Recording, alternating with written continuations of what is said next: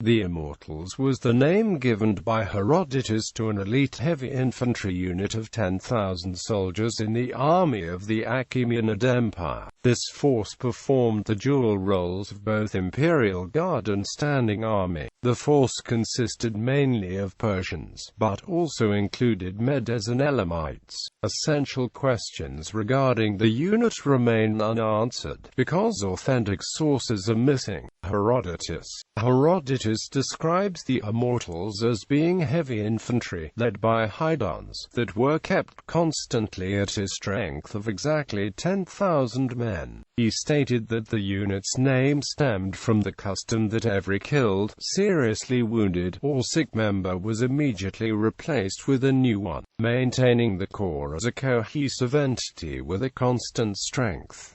This elite corps is only called the Immortals in sources based on Herodotus. There is evidence of the existence of a permanent corps from Persian sources, which provided a backbone for the tribal levies who made up the bulk of the Achaemenid armies.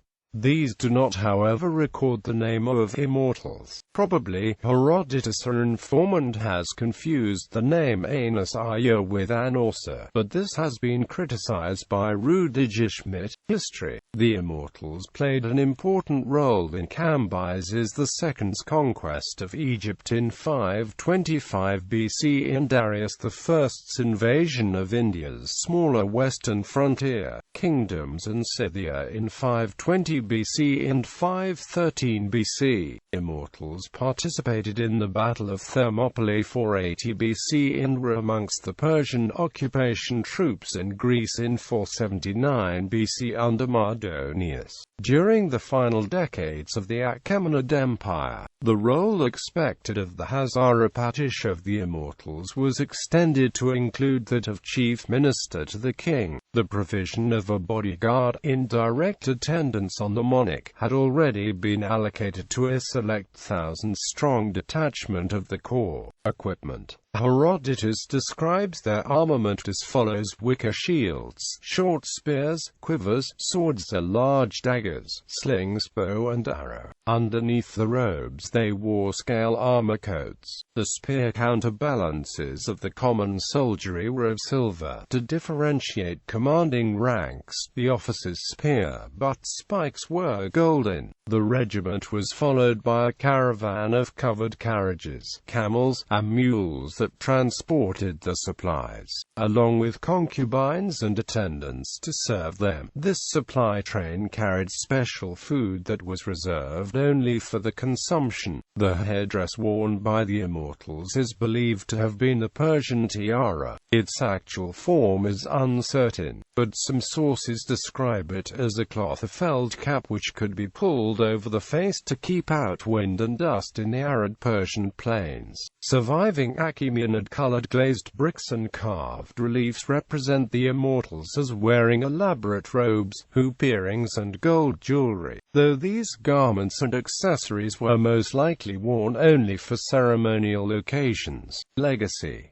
Sassanid Empire. The title of Immortals was first revived under the Sassanid army. The most famous of the Savaran units were the Jayeden and numbered 10,000 men, like the Achaemenid predecessors, with the difference that they were cavalry.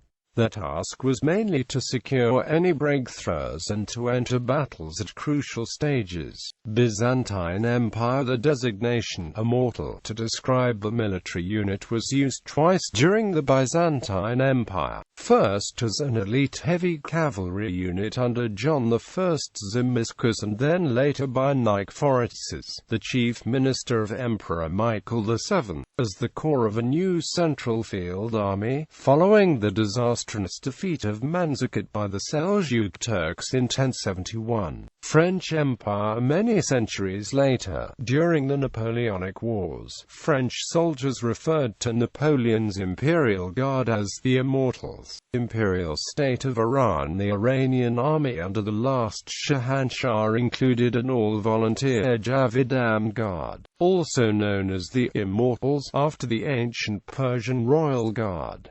The Immortals were based in the Lavazan barracks in Tehran. By 1978, this elite force comprised a brigade of 4,000–5,000 men, including a battalion of chieftain tanks. Following the Iranian Revolution of 1979, the Immortals were disbanded. The signature shield is adopted in the insignia of the 65th Airborne Special Forces Brigade and 55th Airborne Brigade of the Iranian Army. In popular culture, Herodotus' account of two warrior elites, the Spartan hoplites and the Immortals, facing each other in battle has inspired a set of rather colorful depictions of the battle, especially in regard of the Immortals. In the 1962 film The 300 Spartans, the Immortals carry a spear and wicker shields like the actual Immortals. However, they are mostly dressed in black and other dark colors, as opposed to historical depictions.